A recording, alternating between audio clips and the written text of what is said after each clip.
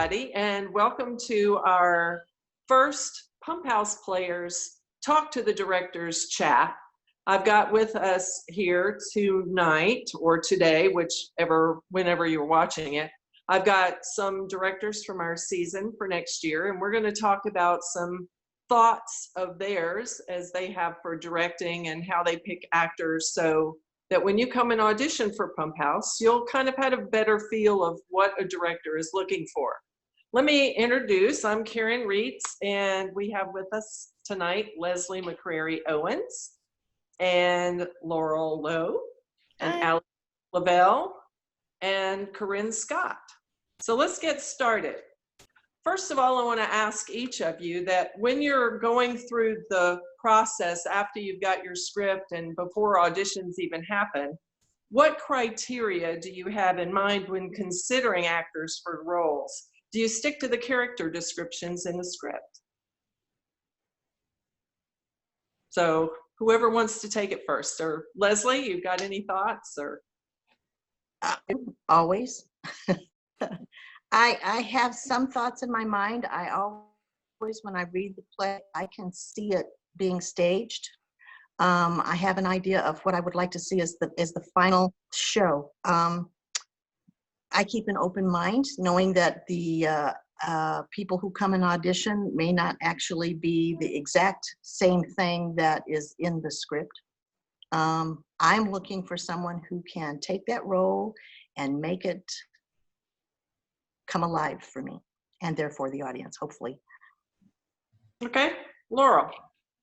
So I think that it's really important as a playwright as well as a director. I think that it's really important to stick to what the director, or what the playwright has put forth in their script, because it's, their show first and their vision. But like Leslie said, sometimes we're a little bit limited or challenged by who comes to audition, and piecing the puzzle together of how that works to create the story. Sometimes there are cool things we can do where we change up what that story looks like a little bit without, messing with the playwright's story that they're telling.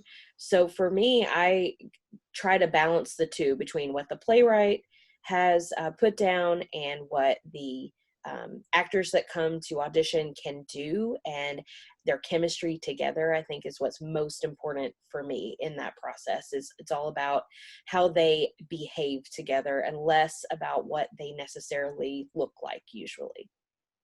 How about you, Alex? I probably am the furthest at the other end of the spectrum on this.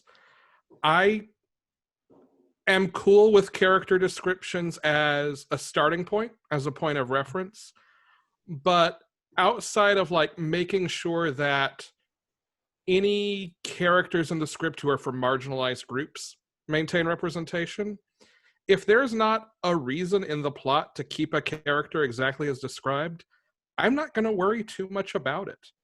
I like sometimes seeing things played against type, or against type for an actor. If there's a particularly menacing character, for example, and I know that there's someone coming out who would play that with a different energy, I'd be interested to see what they would do with that, see maybe how that affects what else is going on. I'm more likely to walk in with a general idea for a show. So I'm going to use You Can't Take It With You as an example. I wanted that play to be kind of very earnest and respectful of the sort of weirdo oddballs in the cast. And I wanted to make sure the people who I cast in that weren't playing the characters as a joke, or playing them in any way that was sarcastic, facetious, punching down. That's more where I'm going to come from. I also don't think I've ever had a finished show look in my head the way it did when I read the script. I'm more about the collaboration, and kind of want to keep things as open as possible when I'm putting a team together, so that I can get the most out of that. Okay, and Corinne? I probably have a little bit of everybody's ideas. I generally try to stick to the character description in the script as a starting point again. If there is a specific type of person that must be cast because perhaps it's key in the plot, or any kind of physical appearance, without rewriting a script, you kind of really want to stick with that. You know, if it does call for an African American, because that's, you know, what we have to have, i.e., To Kill a Mockingbird. I mean, you certainly wouldn't just cast that willy-nilly. It's got to be what it is because the story relies on that. But if the play has characters in it that they're just general folks, no, I like to work with who comes to the audition and match them up with other folks in the audition to make them seem a fit. So it just depends on the script, and if there's any specific characters mentioned in the script verbatim, then yes, I stick with the description. So Yeah. sometimes that means you may not get the folks come to audition to fill that role, and you start having to beat the bushes to find somebody. Yep. So Yeah, I was just gonna say, and I think we've all been there where we've had to be a little flexible, where you had maybe in mind that you might want a tall person to play this role, and you didn't have a tall person, so you end up going with something totally opposite of what you thought you were going to get physically with a description or something. So we've all had to have a little flexibility when it comes to casting. What qualities as a director are the most important for you when you have an actor come and audition for you? What are you looking for when you have somebody come and read a part? And I don't mind if we all just speak when you want to speak. Yep. Okay, I'll go. I look for stage presence. I look for how they interact with the other people who are auditioning. I look at how comfortable they are. I know that a lot of times people are extremely nervous, but I think I can see past that. I've done this for years. But I look for basically what their chemistry is going to be with each other, and how adaptable they can be to some changes that we might have to make, things like that. I can usually read pretty good about what I think I can get from them and what they're willing to give to me. Anybody else? I want actors who are going to do the work. Right. And what I mean by that is there are a lot of folks who are very good, and acting, being on stage, being funny, being likable comes naturally to them. And that's invaluable in its own way. But there is also value in people who I know are going to make an effort, even if they've got that, are going to make an effort to work with other actors, to work with me, with the creative team, and make up costumes, give any information they need, and help elevate what everyone around them is doing. Not in a know-it-all kind of way, but in a way that says, I'm engaged, I'm thinking about what I'm doing, I'm thinking about how what I'm doing affects everyone else and vice versa, and I'm really working toward building the best thing that we collectively can. Sounds good. I stress at my auditions that because we are community theater, we don't have understudies generally. Therefore, it is a commitment. And to please consider from the audition time to the closing show, you've got to be there. Of course, there are circumstances that come up in everyday life, and we can usually work around those. But it is a commitment. We are performing for the public, and the public demands a certain level of quality for the money they pay to come see us. And at the same time, it's to be fun and to showcase to the community the talent that we have here. So it's, it is a commitment on everyone's part, not only the actors, but the director, the techs, everybody. And so if we all pull our weight, it really is a great experience. It's fun. You meet great people who think similar to you. So that's my biggest point I always stress at the audition is I look for a commitment. Mhm. Because there's nothing more frustrating than someone not pulling their part. And as the old adage says, there are no small parts. Everybody makes a commitment because the playwright has written that line for a reason. Made that created those relationships. So we've got to have the commitment. And that's my biggest point to make when it comes to auditions. Did you, Laurel? Totally. Yeah. Yeah, so normally what I'm looking for is someone who's willing to try. So when people come in, like Leslie said, a lot of times they're very nervous, and sometimes, they might apologize, oh, I'm so sorry, I didn't quite get this right. And I'm not so bothered by that. But if I see something in someone that I like, or they're trying something that I like, I might ask them to do something a little bit different, because I want to know as a director how willing they are to try something else. Even if that's not what I'm looking for, I just want to see if they will do it. I had a recent audition where it was really strange. I had to ask a room full of teenage girls to try to read German, which they don't know. Only one of them in the entire room had studied German, and some of them flat out wouldn't do it, even with the help. Like, we had written out, sounded out words. They wouldn't read words off a page, and that made it very difficult to gauge how it would be in rehearsal. So unfortunately, wasn't able to cast any of the people who would not, try, who wouldn't give that effort. So that's the main thing that I'm looking for, is if we're going to work together and have the collaboration, that you're going to do your part of it. And I'm going to do my part of it to help you. Yeah, I think it's always nice to see an actor who's willing to just step out there and try it with enthusiasm and energy, for sure. So, all right, next question. We have a lot of people who might be new to this, and how important do you guys think that having a headshot and a resume is for an actor? And what kind of things do you want to see in somebody's resume? I know we have a form that we ask people to fill out, but some people bring in this long resume with a headshot and do it all the right way. But what are your thoughts on that? Me first again? Anybody? Okay.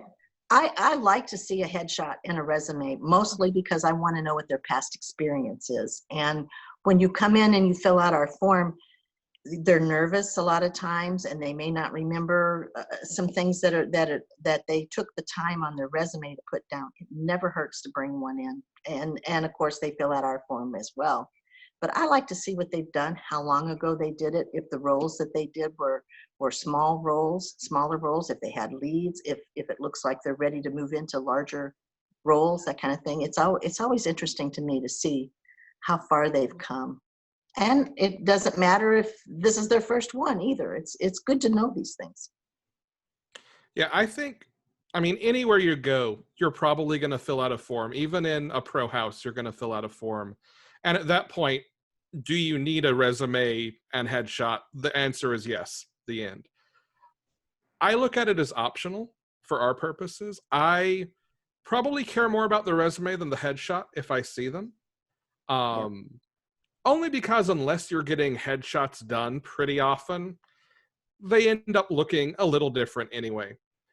I like seeing acting history as well. I like seeing more recent roles probably than older ones. Like if I'm looking at someone's resume, take those if you've got 20 lines on there, cut those last 5 and give yourself some room for special skills.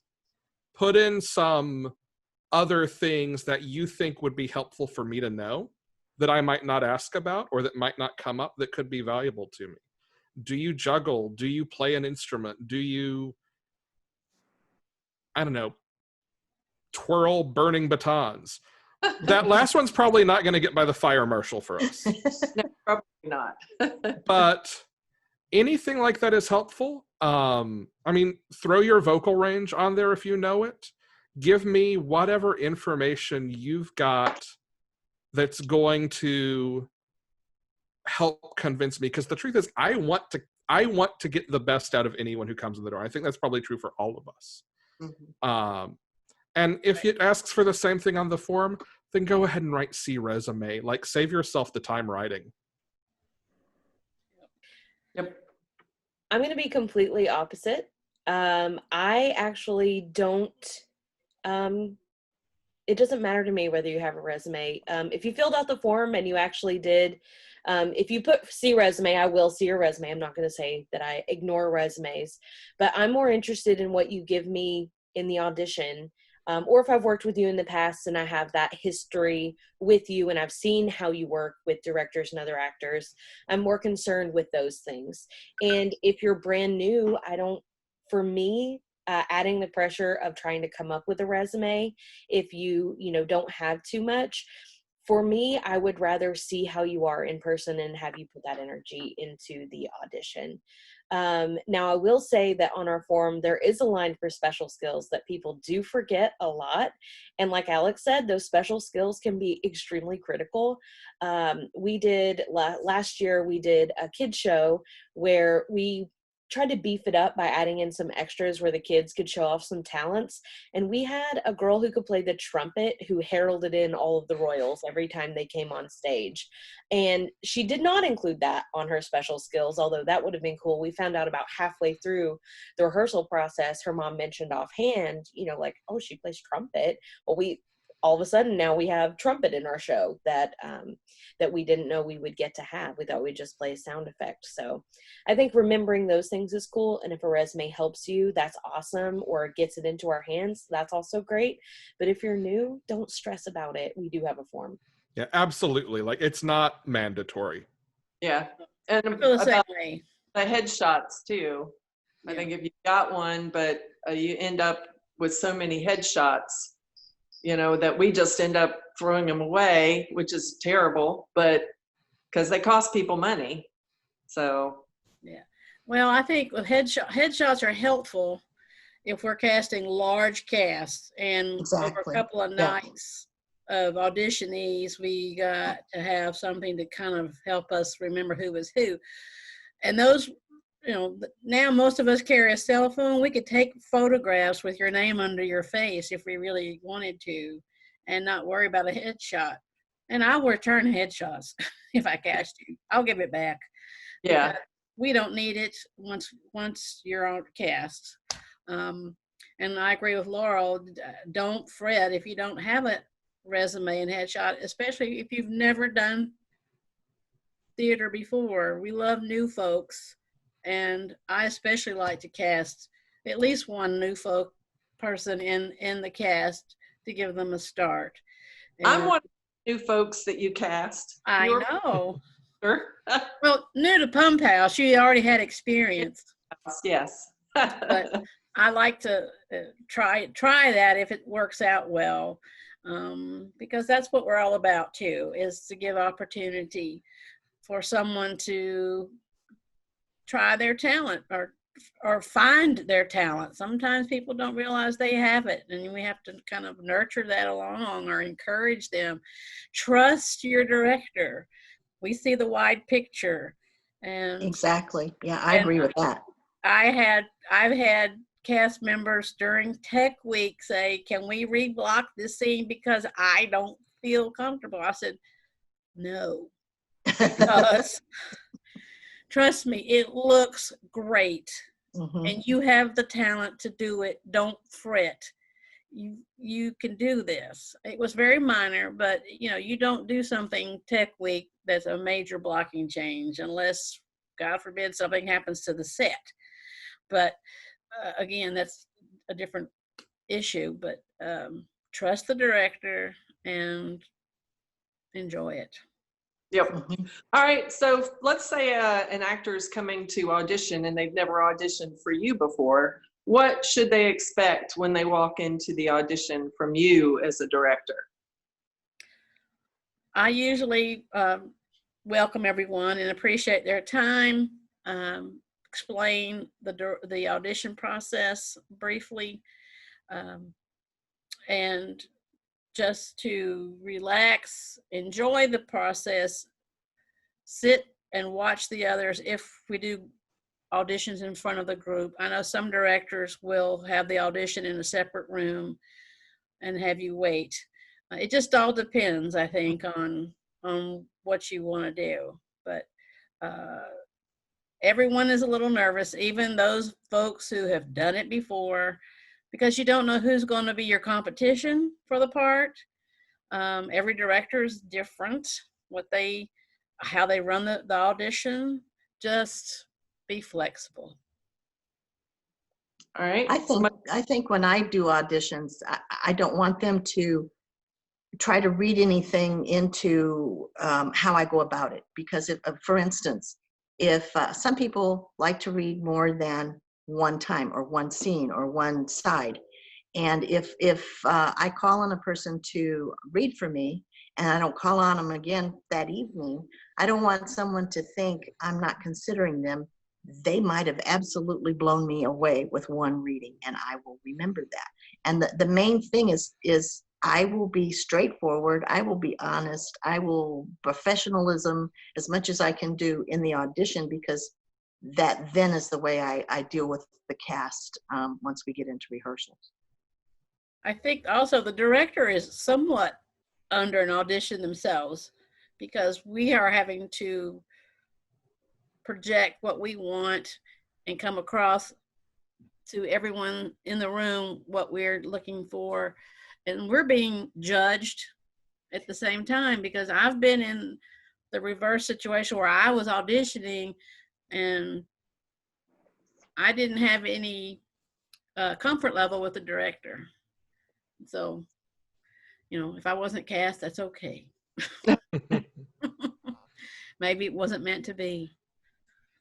I try to let everyone read at least twice. Sometimes for me that's not possible, because I sometimes have auditioners upwards of 60 to 70 for junior shows, which we do take pictures of them with their name on a little index card and save those, because remembering the faces and ages and heights of 70 children is difficult. But I forgot where I was going. I lost my train of thought. You have everybody read twice. Thank you. I get to cut this part out because I'm editing it. So I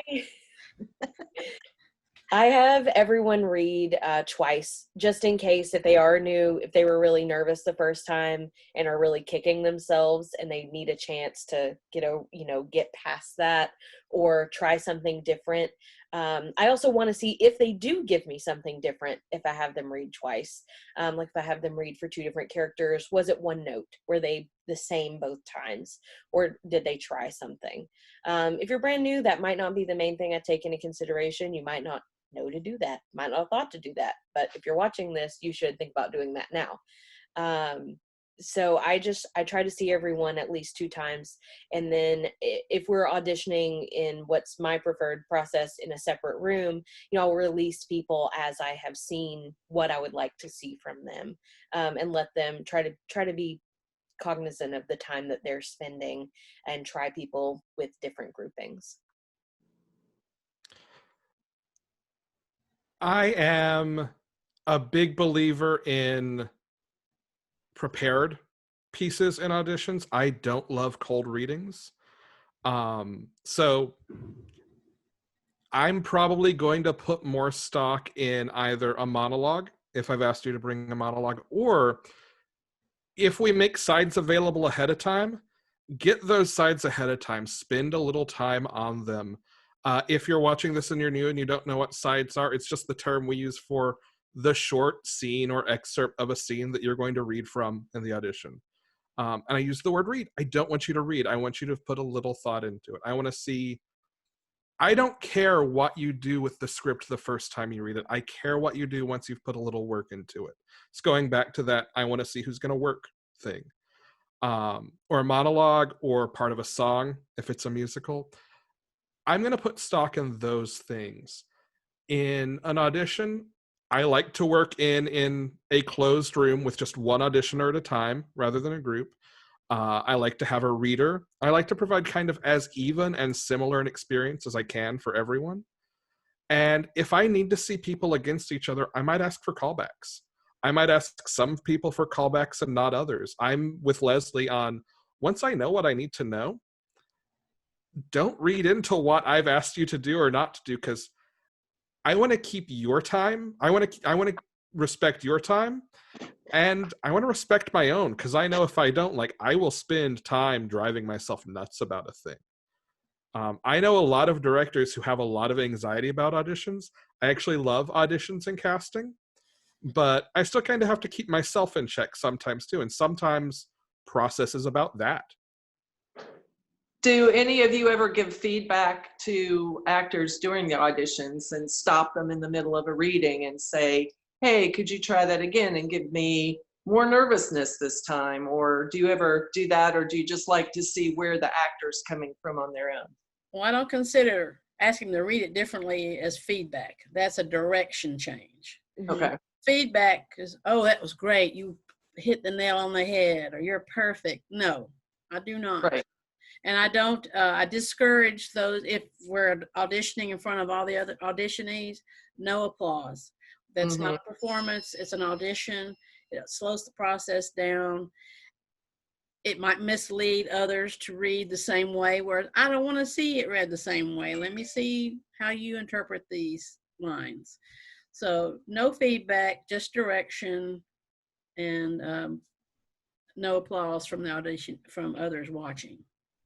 I agree with Corinne on that 100%. I don't give instruction type feedback. I don't do that type of thing, because one thing that I want the auditionees to understand is that I have a job to do as well.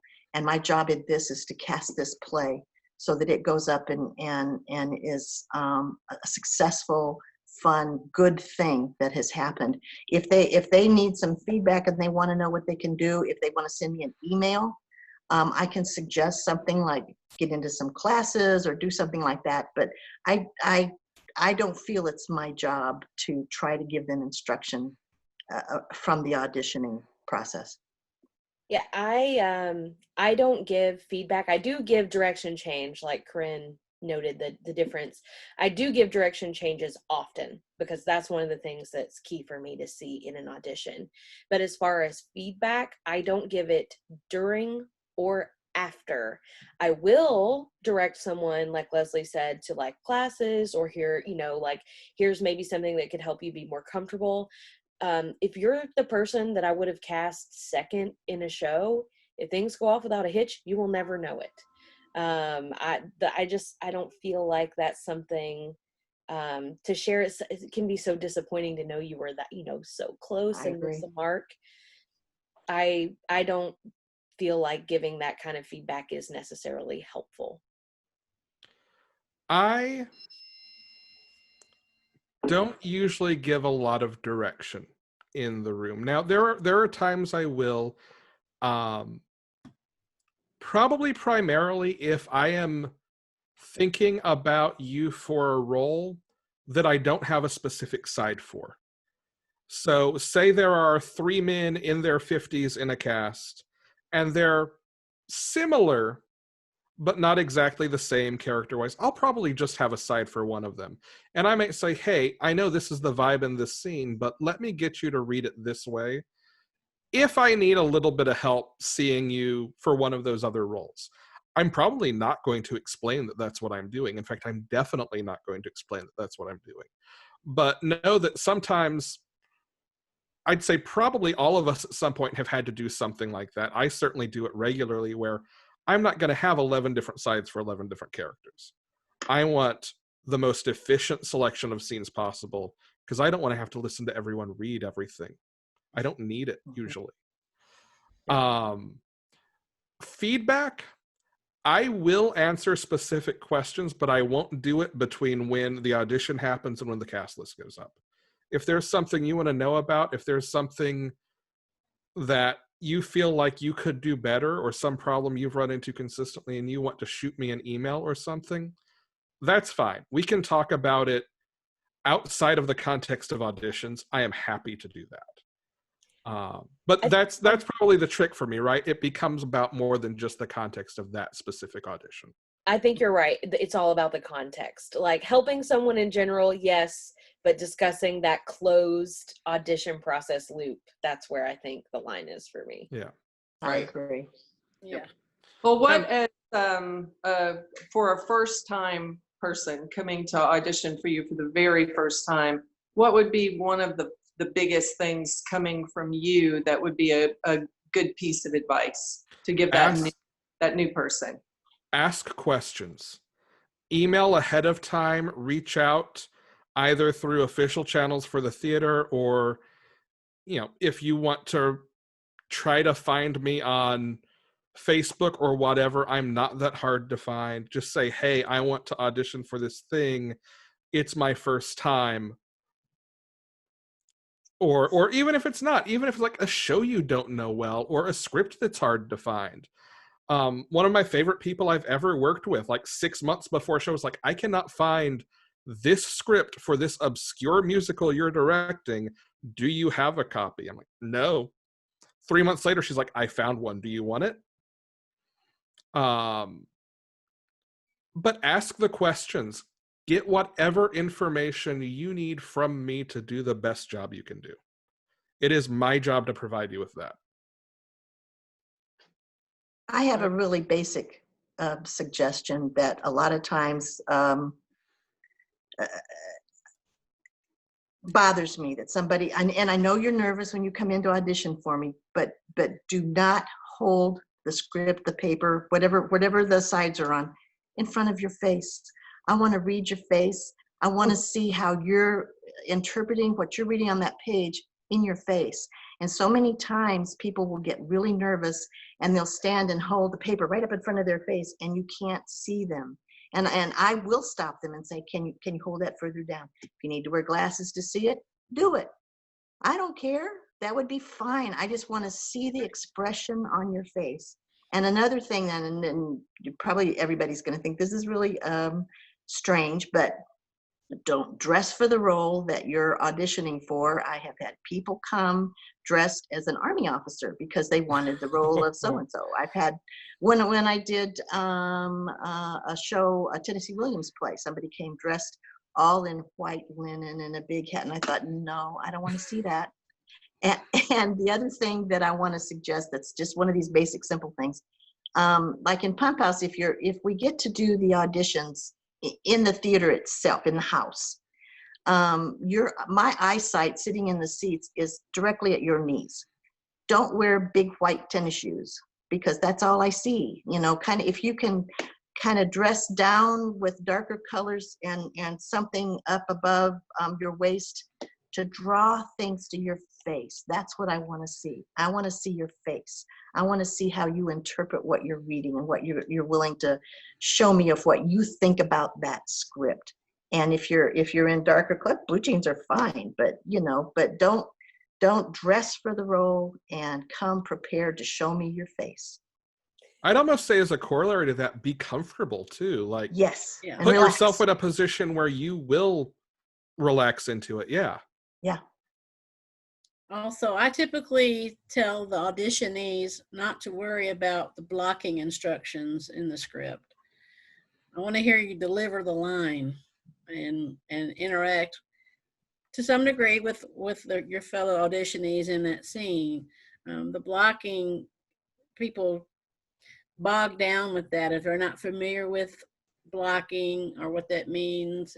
And again, let me see your face. Don't put the script right up at your eyes, like Leslie said. But that's some of the things I look for in auditioning for newcomers. And like Alex said, just enjoy it. Auditioning is a process unto itself. And then if you're cast, then you get into a different process.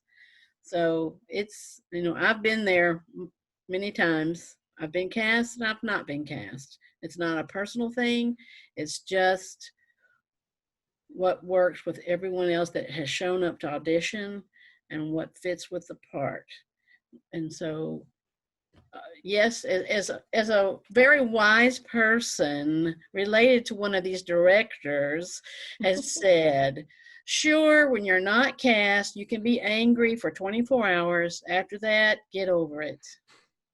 Ooh. Really and truly, it's not a personal thing. It may feel personal for a while, and I have had those feelings myself, but we're here to have fun, but at the same time do a good job with the script, and we have a reputation at Pump House of doing quality work, and we insist on that quality to be continued. So if you're not cast in one show, you might be cast in another. There's different roles, different situations. You might have gained some experience in the meantime, or okay, you've been through one audition, you kind of understand what to expect, you're more comfortable the next time. So please, if you're not cast, try again. Yep, definitely. Just keep trying.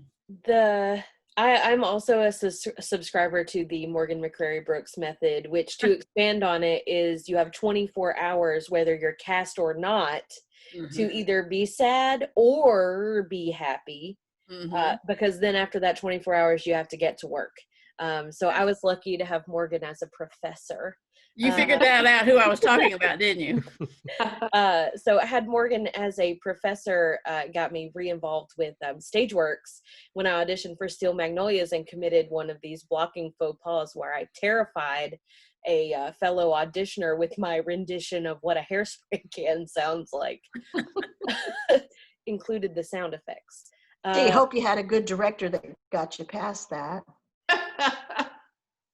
Well, by the time we presented the show, Karen, I don't think I was making hairspray sound into your hair anymore. No. Well, go ahead, Laurel. For me, what I would say is introduce yourself.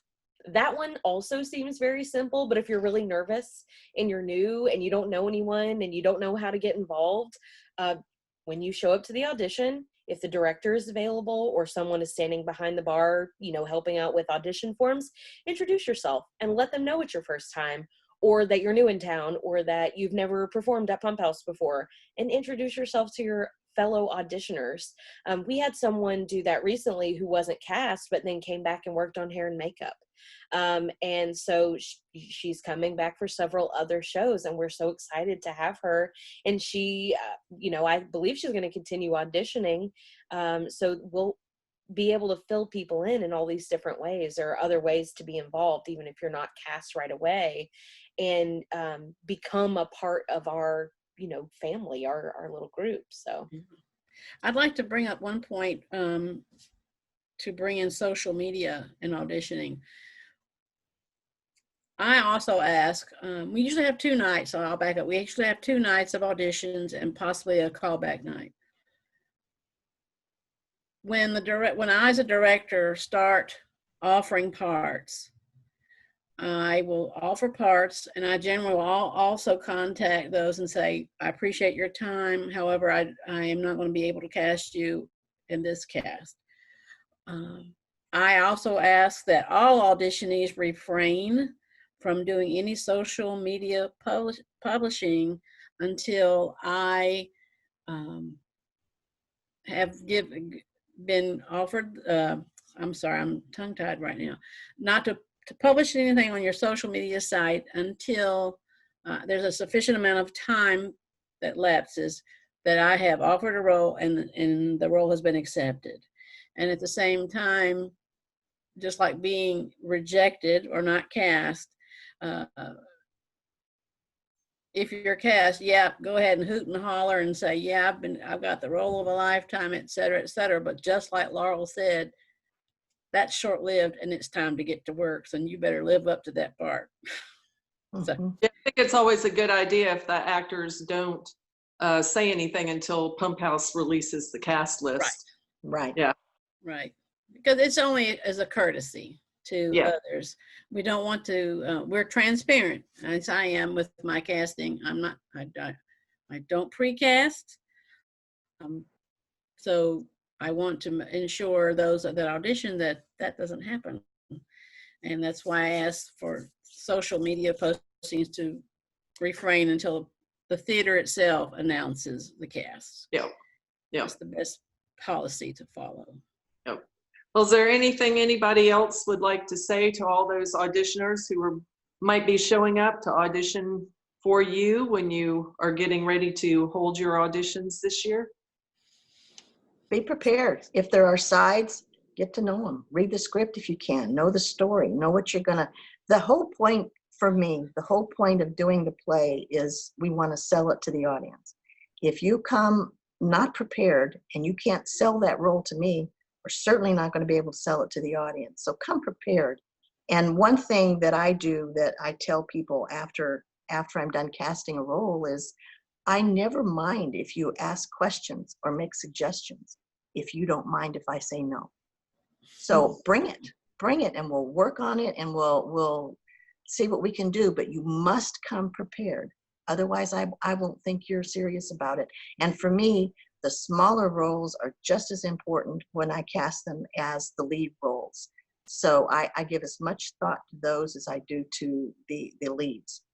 So just come and have fun. We'll have fun. Yep. I agree. Laurel, how about you? So I was gonna say it's another audition tip, and that's if you can help it, don't apologize. You're showing up. You've already shown that you're brave by being there. You're giving it a go, whether you're experienced or not. And so if you can keep yourself from doing it, don't come in and be apologetic about what you're doing. You're there, you're brave, and you're doing your best. So like Leslie was saying about selling the part, go ahead and start acting with that confidence when you first come in and show us what you can do. And don't be sorry that you've done it, because we're excited for you to be there, and we're happy to see what you've prepared or what you're showing us for the first time. Yeah. I like to have the problem of having too many people come to audition to fill the roles. There's always roles to be filled throughout the season, and I always stress that. Again, if you're not cast, hey, maybe you might can serve as a tech person in the show. We always need front of the house help. It's a good way to get your foot in the door, to get known, and to meet other people of like-mindedness, and to have fun at the audition. It is a nervous time, but it can be fun too. I'm going to talk to one very specific thing, which is a question on every audition form. What role do you want to be considered for, and will you accept another part if offered? Yeah. I will only speak for myself on this one, but I will tell you this up front. I agree 100% with Leslie. Do the research, do the homework, know what you're getting into. If you don't know what part you want to be considered for, that is not going to affect your audition in my mind. I'm okay with being told, I'm good with whatever. I'm flexible. Use me where you can. By the same token, I respect it if an actor says, this is really the only part I'm interested in. I might still reach out and say, hey, would you give this other part a second thought? I thought what you did was interesting, and would like to consider that. But I get a lot of questions, I feel like, about those two questions on forums sitting there before auditions. So those are my answers. All right. Yeah, I agree. I had several people who, and last time I directed, said, I only want this part. And so I said, well, that's because I had some very small parts.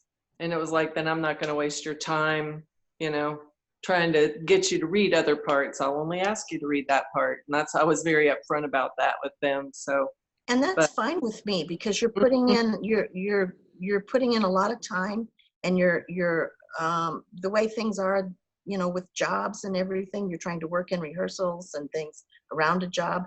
And to you, if it's not worth what you're going to be giving up on your family and your time and your job, and you only want to do it if you get the lead role, hey, I understand that. I And there totally are people understand. who only want the small role. I had one person who Exactly. said, take a small role because I don't have time for anything else. And I was appreciative of knowing that.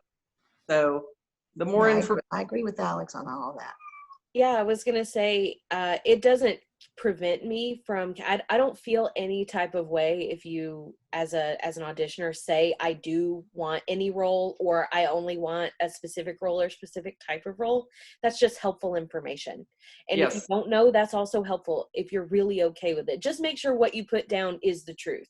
Because Yeah. if you will only take the one role and that's what you put, you know, sometimes there's time to go back and say, would you consider this? Sometimes you have 70 auditioners, and if you say you only want to lead, I don't, you know, we don't have time to, you know, Yeah. put the plots. Most of the time we don't have 70, but I have to talk for the kids side as well. So I would say I have one more thing that is something I'd like to say, and that's audition often. Audition as much as you can to get the experience of it and to start building that rapport with different directors and start getting to know people at auditions. That's one of the things we do that's an open event on a pretty regular basis where you can meet people in the theater and start to build relationship and make friends. Like, come out for auditions if you can. Yep. Good point. And one other thing I thought of is please bring your calendar, because a director is going to ask you that the night of the auditions what conflicts you have. And if you don't know, if you didn't bring your calendar, you're not going to be able to tell them. And there's nothing that frustrates a director more than to cast you in a show and then have you go, oh, I forgot, I'm going to be gone the week of Tech Week. I'm going to the Bermuda or something. So please bring your calendar so you know what conflicts you have and put that down, because that's very, very important. It sure is. All right. I would also say too, there are 1,000 factors beyond what any one actor does in auditions that go into casting a show. And like, it's unfair in a way that that's reality, but that is the reality of it. And I can think of plenty of actors who have come through this theater and others who, like, I enjoy as people, who I enjoy working with, whose acting I enjoy when I have seen them on stage, who I've never been able to cast because for some reason or another, the person who fits in the character, fits in the role opposite them, doesn't make sense because of maybe an age difference that doesn't work in the script.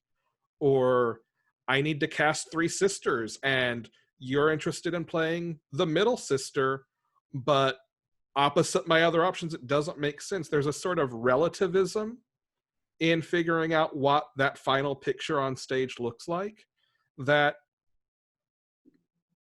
doesn't always work in actors' favors, even when they give great auditions. All of which is to say, if you don't get it, you're still entitled to that 24 hours of being angry, but don't, Or sad. but don't take it as a reflection on you. Like, if you know you gave a great audition, you probably did. Like, I don't know any actor who is going to be less hard on themselves than the director auditioning them will be. Like, be kind to yourself afterward, I guess is what I'm saying. Yeah. Right. Yeah. Keep trying. And if you don't get it, like Corinne, I think, said earlier, and I think Laurel might have said it too, volunteer and get involved, work backstage, work in the tech booth, work in front of house. There are a lot of opportunities for you to get involved. So And if you're worried about your handwriting, Pro Strategy, the audition form is available on our website. So you can always fill it out in advance with typing and print it. That's just, I'm just gonna slip that in there. that's good to know.